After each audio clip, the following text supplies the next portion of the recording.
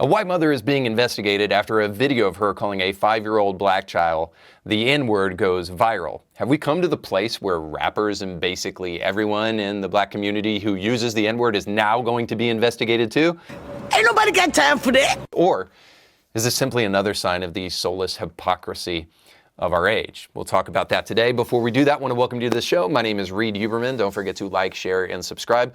On the show today, I'm going to talk about current events from a Christian perspective because I believe that we're living in an age of bad ideas, and the only cure for bad ideas are good ideas, and the best ideas are found in Christian scripture. Before I do that, I want to let you know that we have a brand new sponsor on the show. UTAP2 is the way to usher yourself into networking for a new generation. What is UTAP2? Well, I'm glad you asked. UTAP is a fully customizable card that allows you to digitally network with others like never before. With just the tap on the front or back of your phone from a UTAP card, clients, associates, and friends will be taken directly to a fully customizable page that shares every point of contact that you could hope for. Now, you can store all that info in your phone, or you can create a UTAP account and you can store it there. But the good news is that it works on any smartphone and there's no app required. It's time to ditch the hundreds of bent up, dated business cards that have been jammed in your pocket that you printed from Staples. And those things have been there for far too long. You need to join the 21st century, and you can do that by ordering a card from UTAP2. So there's multiple different options, from plastic to sleek metal and so much more. I just ordered mine and it looks super professional. And I'm going to show everybody as far and wide as I possibly can to convince them that I'm actually a really big deal, and you can be a big deal too. So become the envy of all of your friends and start networking like never before by gaining a UTAP card by going to utap2.com. Now, when you check out, make sure to use the promo code IndieThinker10 for 10% off your next order. And order a lot, guys, because I'm telling you, these cards are amazing. Now, a viral video hit the internet last week of a white woman who supposedly called a 5-year-old autistic black boy the N-word. Here's what that looked like. It was caught by a bystander on his phone, and I won't go into the bystander very much this morning because I don't think it's truly relevant, but let's just say a man of conspicuous character caught this woman saying this thing, but here's what the video looked like. Did you call him the child? Did you call the child the word? It is my own business. You call him. Okay, why don't you have the balls to say it right now again? Okay. All right, that's what you say. You don't go digging through people. Nobody digging to your. A little kid just did, you dumb. That little kid, you call him the little child? What if he acts like one? He's gonna. Are you about to hit him? You chase him here? He took my son's stuff. So that gives you the right to call the child, 5-year-old, and the N-word. If that's what he's gonna act. That's like. what you're gonna call him. That's what he's gonna act like. You know that's a hate speech, and you can be that. I don't give a. Huh. Now, what you just saw is sad in multiple ways, and if it weren't enough to make you kind of pray for a great awakening in America, the story gets even more complicated and more sad because apparently police are now investigating this mother for a hate crime because apparently now we live in communist China. So according to NBC News, the Rochester Police Department is aware of the video that was posted on social media and has received multiple calls related to it. It said Friday, "We are gathering information and actively looking into the matter." Now, I don't like what that mom said any more than you do, and I think that it's reprehensible, but let's be really clear about something. What are the police investigating this for? I mean, don't they have small petty crimes to look into? Somebody driving 5 miles over the speed limit in a speed trap? Or maybe, let's say, unsolved murders that they should be looking into? What exactly is the crime here?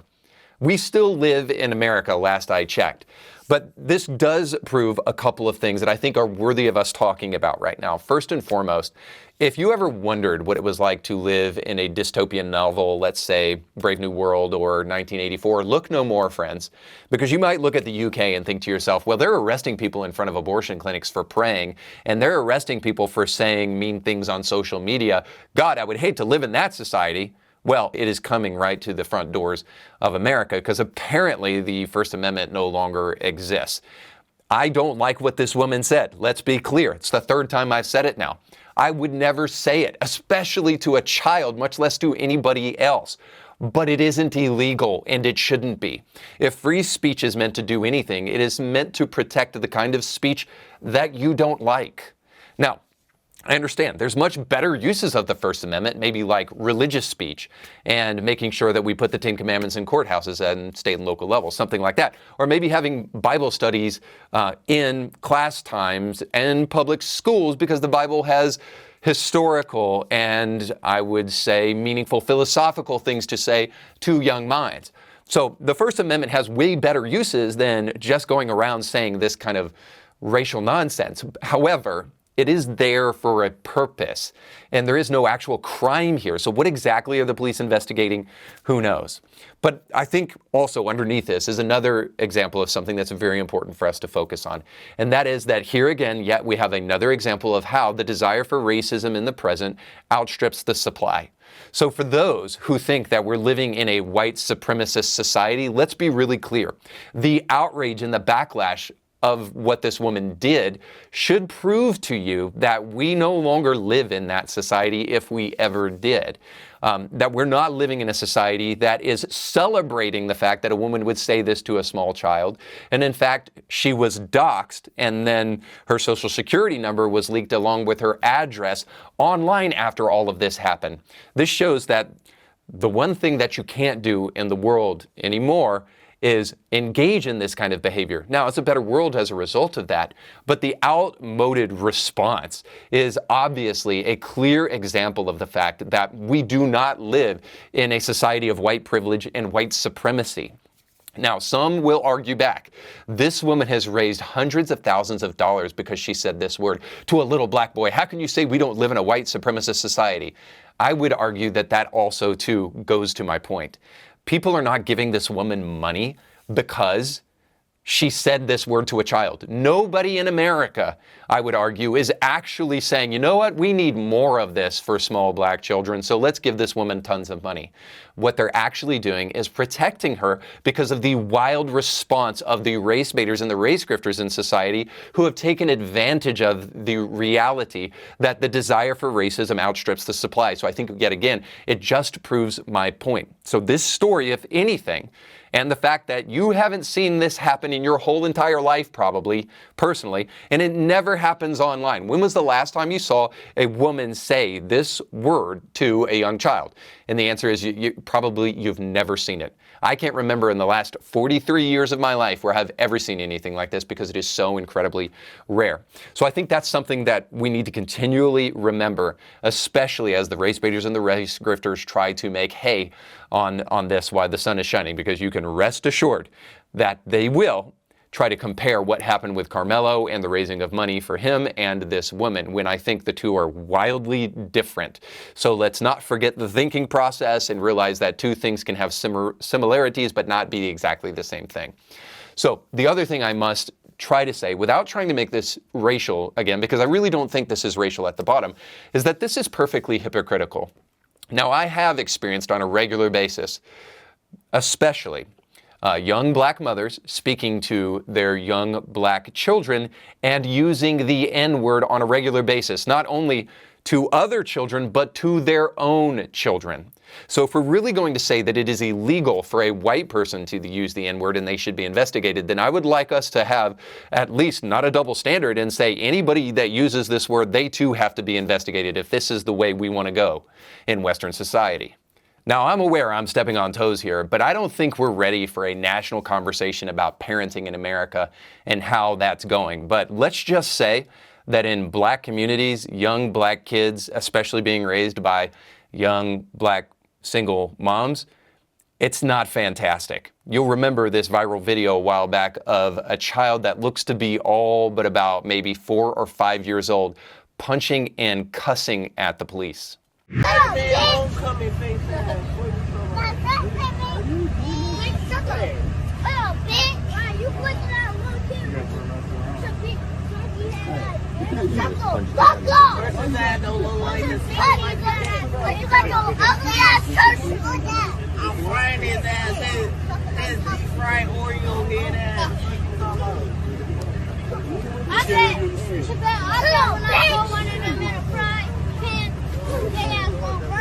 Now, quick question.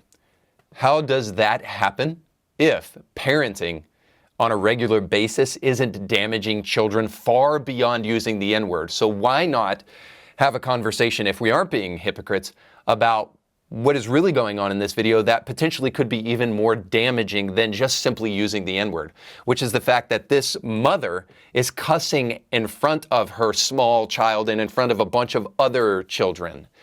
Now, again, I would argue that at least the N-word is just as damaging as all the other expletives that this mother is using in this viral video, and that we see other mothers using in front of their kids all the time.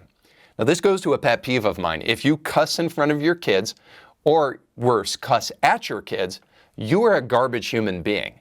But I don't know that we're really ready to have a conversation about how we're parenting kids in the present and whether or not we're doing this the right way.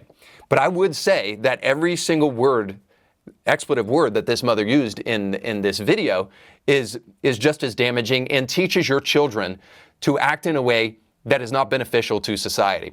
So as our culture becomes more secular, it becomes less hospitable to kids, I would argue. And you may argue, well, it's just words, Reed, at the end of the day, and words are just simple social constructs. But here's the problem with that kind of thing. Using this kind of emotive language merely only teaches our kids to be emotive as well, especially our young men. It teaches them to be more emotional rather than rational and logical when they're speaking to people. If you're using these kind of words, what you're trying to purposefully do is emote rather than to be simply articulate.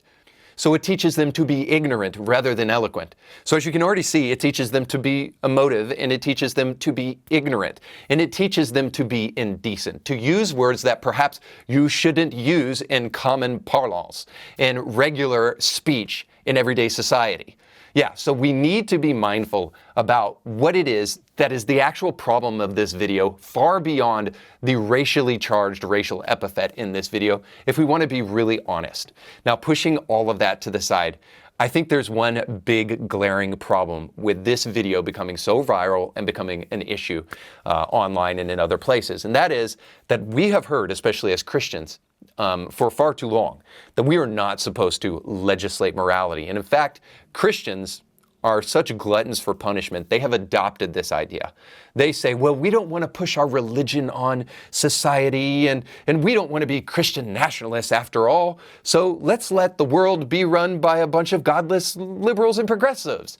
So the problem with the phrase, we can't legislate morality, is that we clearly see that there are people in society who will legislate morality for you if you don't. What I mean is just simply this. The N-word has become the original sin, as it were. It's become the blasphemy of the Holy Spirit because we've allowed social justice warriors to define morality for us rather than a more objective and more clear standard for what morality actually is. Because we've listened to liberals and leftists tell us that we cannot legislate morality while they go about doing it all the time. And now we've come to a place that a woman is being investigated by the police because she uses a word that people don't like, that I don't like, that you don't like, but nonetheless a word.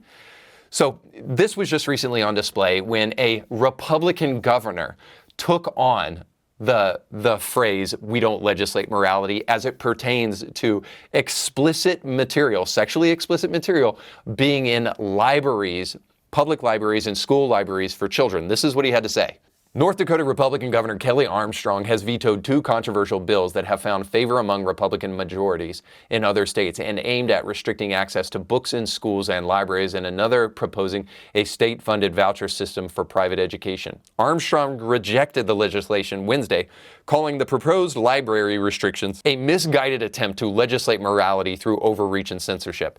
So let me get this straight.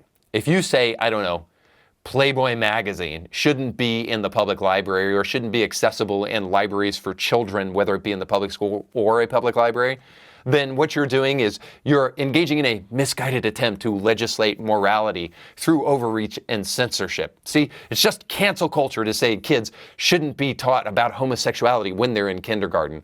Forgive me if I think that we have entered in the stupidest version of the Matrix possible.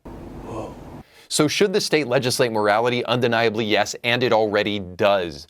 The only question is, which morality should it legislate? Should it take parents away from kids? Yes, it has the right to do that. Should it take parents away from kids and investigate moms because they say the N-word? No, because that would be immoral, and it would be a violation of a moral tenet found in our Constitution, that we have the right and the freedom to express ourselves without the police knocking down our door and arresting all of us. But this, if anything, makes something clear. We don't necessarily in the present know how to legislate morality because we've done our darndest to fight against Christianity as a place to legislate that morality. So this really places our godless, secular, humanistic age in a real conundrum. On the one hand, they must hate what this mother did, or be seen for the moral monsters that they actually are. But on the other hand, if they start positing objective moral values and saying this is evil and we must do something about it, their godless worldview can't support that kind of claim because their godless worldview doesn't support moral transcendent values. So I'd suggest that a society needs moral values to hold it together, and that those values have to be grounded in reason outside of our arbitrary whims. In other words, it has to be grounded in a transcendent mind outside of ourself. You know, like the one posited in the Bible. So for those who think we can't legislate along religious lines because who's to say Christianity is the right religion? And why not Islam or this one? See, we can't do that. We just need a liberal democracy, whatever you mean by that. So all I would argue is that this is actually way simpler than you want to make it. Go back to America's founding and ask which set of moral values were the ones that they were working with when they created this nation. Once you're done making sophomoric arguments about Jefferson's Bible and the deism of people like Benjamin Franklin, you can finally grow up enough to realize this. Quote, "The longer I live, the more convincing proofs I see of this truth, that God governs in the affairs of men." And then he went on to quote Psalm 127, "Except the Lord build the house, they labor in vain. Without God's aid, we cannot succeed in this political building no better than the builders of Babel." You know who said that? Benjamin Franklin. So if nothing else, if you dislike what this mother did, as I do, we may want to think about getting serious about legislating biblical morality, which no, would not make what this woman did illegal. But hear me on this, it would make it blasphemous to speak about one of God's children this way. So legislating morality around biblical lines will have a residual effect, as it were. And blasphemy is a good idea that we need to reclaim in our culture. Because here's a wild idea. Raising a generation of functionally illiterate people who have been told that they're simply a byproduct of time and chance has ended in basically a disregard for the sacredness of human life. And as a result, we no longer value decency, godliness, and holiness as a people. So maybe Darwin was right, and we should just wait 1,000,000 years to evolve into something more worthy. Or maybe, just maybe, when we tell people that they evolved from primates, we shouldn't be surprised when they act like animals. So when we tell people God doesn't exist, life has no ultimate purpose, and faith is dumb, maybe we are only hurting our souls, and we need to start believing we have them before it's too late. All right, thanks so much for watching. Don't forget to like, share, and subscribe. And if this show was beneficial to you, then you will love becoming a member over at indiethinker.org/support, where you can gain access to ebooks, audiobooks, movies, documentaries, and so much more to help your Christian worldview develop and become everything that God wants it to be. Don't forget to check out the sponsors down below in the description of this podcast, but most importantly, go with God.